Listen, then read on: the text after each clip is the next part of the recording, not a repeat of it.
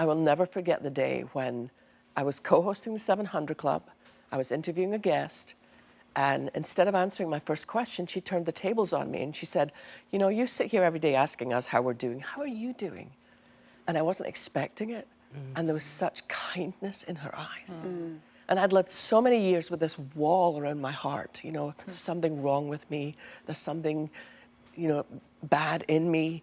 And just the look of kindness in her eyes, it was like she took the first brick out of the wall and I fell apart. Wow. And by that evening, I was in the locked ward of the psychiatric hospital and I was the same age as my dad. And I remember Pat Robertson, who was so kind, he was like a dad to me, still is. He wanted one of the security guards to drive me to the hospital, and I said, absolutely not. I couldn't bear the thought of somebody watching me walk through those doors that would lock behind me, and the shame. In fact, one of our, it wasn't Pat, but one of our vice presidents, before I left, he walked me round and round the lake, the 700 Club, and he said, don't do this. You know, the enemy's using you to try and destroy this ministry. You know, Pat's a godly man, surrounded by all these godly men. You're the weak link in the chain. If people find out you've been in a mental hospital, no one will ever trust you again.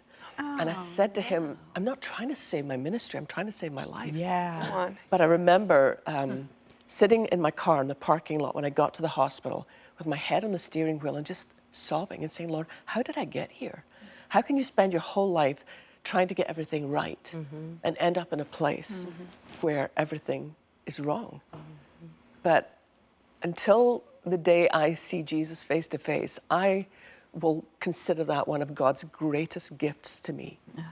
That he allowed everything in my life to fall apart so that literally on the floor in my little room, I was there for a month, diagnosed with severe clinical depression. I discovered how loved I was based on nothing I did right and nothing I did wrong, simply because, but I wrote in the back of my Bible, I never knew you lived so close to the floor. Hi everybody, I hope you enjoyed this video. Subscribe today and you'll never miss a new upload.